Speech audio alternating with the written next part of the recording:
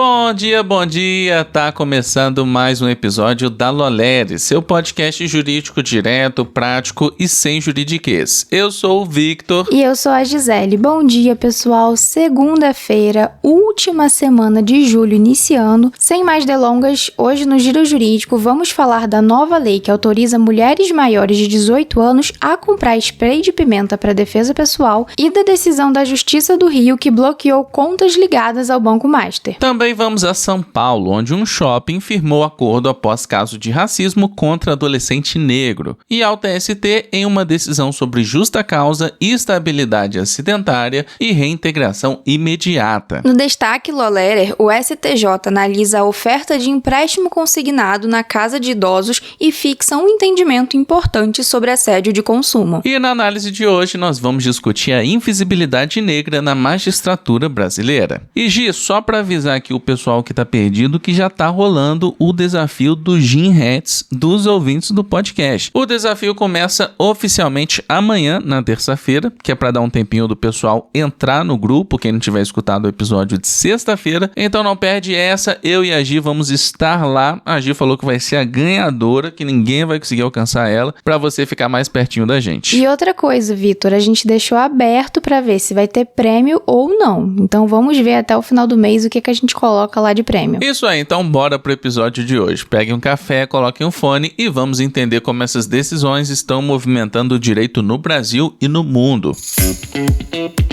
Agora vamos ter uma participação especial do Gabriel Hamester, autor de obras da editora Foco. Bom dia, boa tarde, boa noite a todos que nos ouvem neste podcast. Meu nome é Gabriel Hamester, é um prazer estar com vocês aqui e eu vim divulgar a obra recém-lançada pela editora Foco, obra a qual tive a alegria de escrever, fruto de muita pesquisa e muita atuação, Crédito ao Consumo, Dignidade a Prazo, Vulnerabilidade à Vista. O subtítulo já entrega um pouco do que é essa obra. Ela trata do mercado de crédito no Brasil, ela faz uma análise sobre o papel que o crédito desenvolve na nossa economia e também na nossa dignidade. Vivemos hoje no pior momento relacionado a crédito no país, onde a população brasileira se encontra no mais alto nível de endividamento. O livro tem uma perspectiva tanto prática quanto filosófica, aborda questões atuais, relevantes e, igualmente, traz todo o enfoque necessário para aquelas pessoas que se interessam pelo tema, sejam elas advogados que atuam no direito do consumidor, no superendividamento,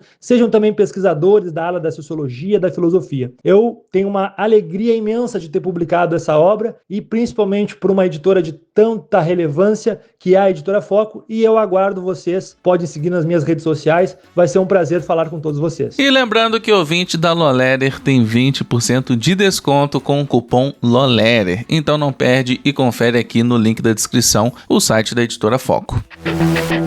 E vamos então para o nosso primeiro giro jurídico da semana. Foi sancionada com vetos a Lei 15.474 de 2026, que autoriza mulheres maiores de 18 anos a comprar e manter a posse de spray de pimenta e outros aerosóis de extratos vegetais para defesa pessoal em todo o país. O presidente Lula vetou o trecho que permitiria a aquisição por adolescentes de 16 a 17 anos, com autorização dos responsáveis. A lei define o produto como dispositivo portátil de menor potencial ofensivo, destinado a conter temporariamente agressor e repelir ameaça atual ou iminente à integridade física ou sexual da mulher. A compra exigirá documento oficial com foto, comprovante de residência e declaração de ausência de condenação por crime doloso com violência ou grave ameaça. O uso será individual, intransferível e restrito à legítima defesa, nos termos do artigo 25 do Código Penal. Parte das regras ainda depende de regulamentação do Executivo. A Justiça do Rio determinou o bloqueio de contas do Banco Master, da Trust Distribuidora de Títulos e Valores Mobiliários, da Axor Asset e de 2 investigados até o limite de 135 milhões de reais. A decisão do juiz Vladimir Hungria, da Vara de Fazenda Pública,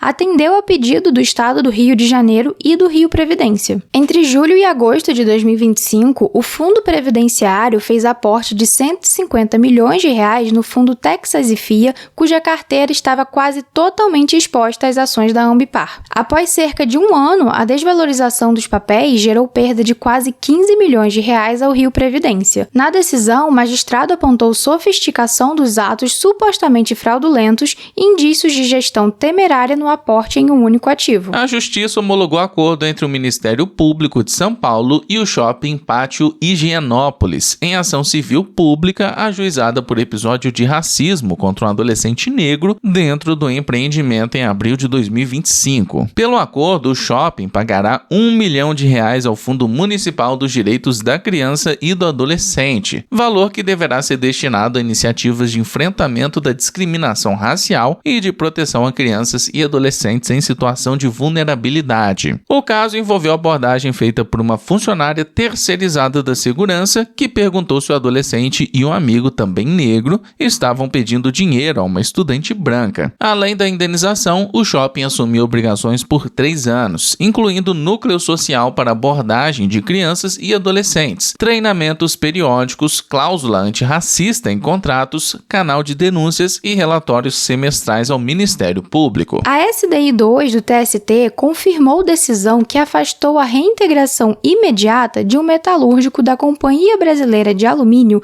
dispensado por justa causa após comentário em rede social corporativa considerado ofensivo ao CEO da empresa. O trabalhador havia obtido tutela de urgência na Vara do Trabalho de São Roque para retornar ao emprego antes da sentença, mas o TRT-15 derrubou a liminar em mandado de segurança apresentado pelo CBA. No recurso ao TST, o empregado alegou estabilidade acidentária reconhecida em decisão definitiva e risco de agravamento de seu quadro de saúde pela interrupção do plano de saúde. Relatora, a ministra Morgana de Almeida, destacou que a estabilidade acidentária protege contra a despedida arbitrária, mas não impede dispensa por justa causa. Para o colegiado, ainda há controvérsia sobre a validade da punição, tema que depende de produção de provas na ação principal. A decisão foi unânime.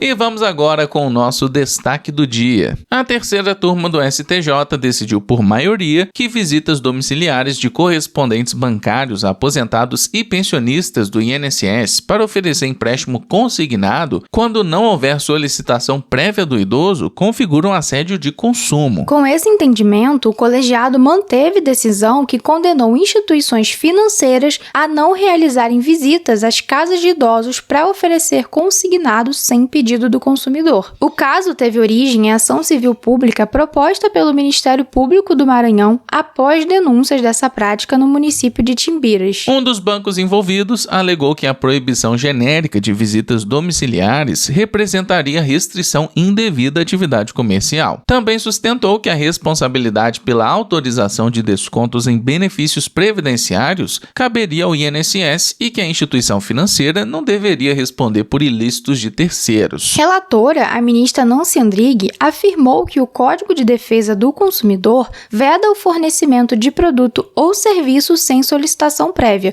nos termos do artigo 39, inciso 3º e 4º. Ela também citou o artigo 54C, inciso 4º, que proíbe o assédio ao consumidor para contratar produto, serviço ou crédito, especialmente quando se trata de idoso, analfabeto, doente ou pessoa em situação de vulnerabilidade agravada. Para a ministra, considerada a hipervulnerabilidade do idoso, a visita domiciliar não solicitada reduz de forma significativa sua margem de reflexão e o pressiona à aceitação imediata do serviço. Essa invasão da esfera privada justifica a proteção prevista no artigo 49 do CDC, que assegura o direito de arrependimento nas contratações feitas fora do estabelecimento comercial. A relatora fez uma distinção importante. A situação é diferente quando o próprio consumidor solicita o atendimento em casa, hipótese que pode ser benéfica, por exemplo, para pessoas com dificuldade de locomoção. Nancy Andrighi também observou que a Resolução 4.935 de 2021 do Banco Central permite a visita domiciliar, mas impõe condições rigorosas. Se essas condições forem descumpridas, a validade do negócio jurídico pode ser comprometida. A norma também atribui à instituição financeira a responsabilidade pelo atendimento realizado por correspondentes bancários. Na avaliação da relatora, configurado o assédio de consumo, a responsabilidade recai sobre a instituição financeira. Ela citou ainda a súmula 479 do STJ, segundo a qual os bancos respondem objetivamente por danos gerados por fortuito interno relativo a fraudes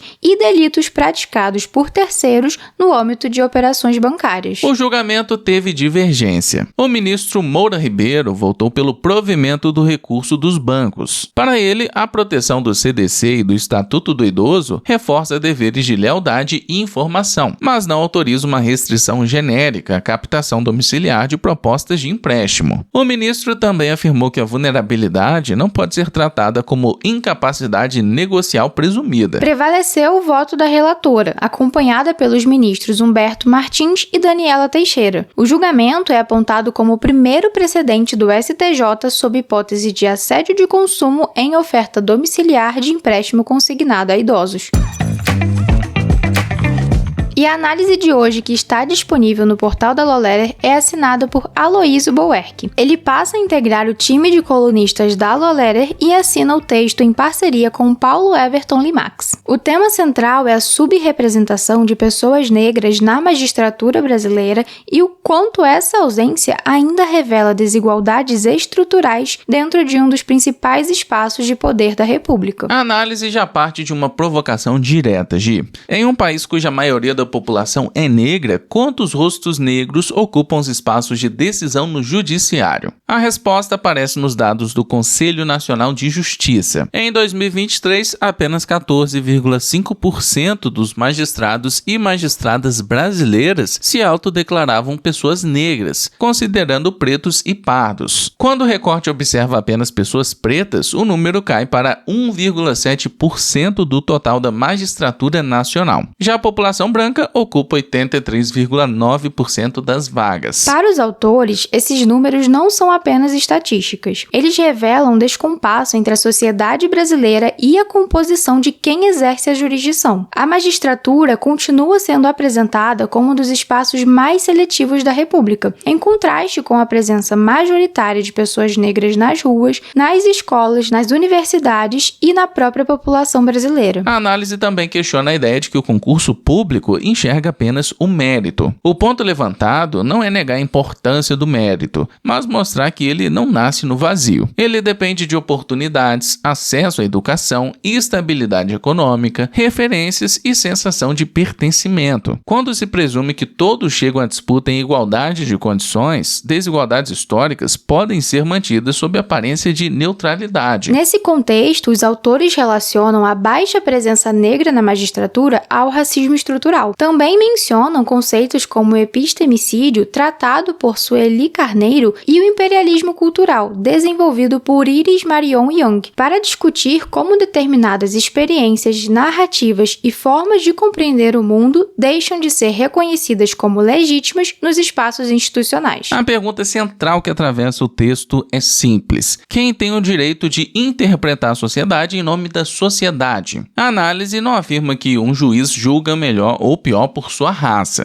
O ponto é outro. Instituições democráticas precisam refletir minimamente a diversidade da população que representam. Quando determinados grupos permanecem quase invisíveis nos espaços de poder, perde-se pluralidade de experiências humanas na compreensão da realidade. Outro aspecto destacado é a própria dificuldade de medir o problema. Durante muito tempo, parte significativa dos registros funcionais da magistratura não informava raça ou cor. Para os autores, a ausência de dados também sustenta a invisibilidade, porque é difícil enfrentar aquilo que sequer é medido. É dessa inquietação que surge o radar do perfil étnico-racial da magistratura, iniciativa dos autores da análise. A plataforma não tem finalidade lucrativa nem financiamento e busca sistematizar e dar publicidade periódica aos dados do CNJ sobre a composição racial da magistratura. A proposta é transformar relatórios estáticos em painéis interativos, facilitando o acompanhamento das políticas afirmativas, como a Resolução CNJ 203 de 2015, que prevê reserva de 20% das vagas para pessoas negras em concursos do Poder Judiciário. A conclusão é que a transparência sozinha não resolve as desigualdades, mas impede que elas permaneçam escondidas. Enquanto os espaços de decisão continuarem reservando poucos lugares à maioria da população brasileira, a promessa constitucional de igualdade seguirá incompleta. Para os autores, o desafio não é apenas aumentar o número de magistrados negros, mas fazer com que a sociedade deixe de considerar natural uma estrutura que sempre foi profundamente desigual. E o que vocês ouviram aqui no podcast é apenas um pequeno resumo dessa análise que está incrível e publicada lá no nosso portal. Se você quiser conferir ela na íntegra, é só clicar aqui no link da descrição. E se você é advogado e quer ampliar sua presença online com uma leitura própria sobre temas jurídicos atuais, envie seu texto pelo link na descrição.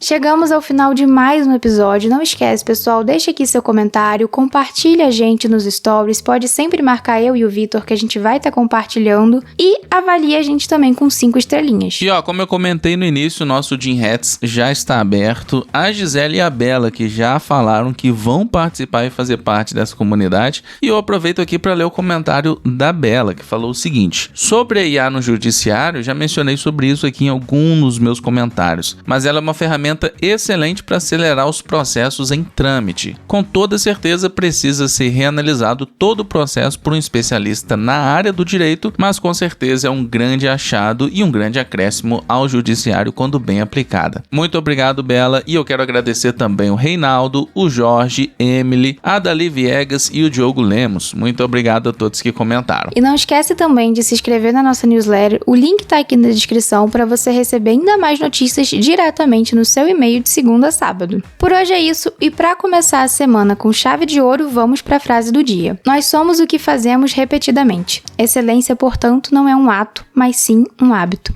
Ótima semana a todos, até amanhã.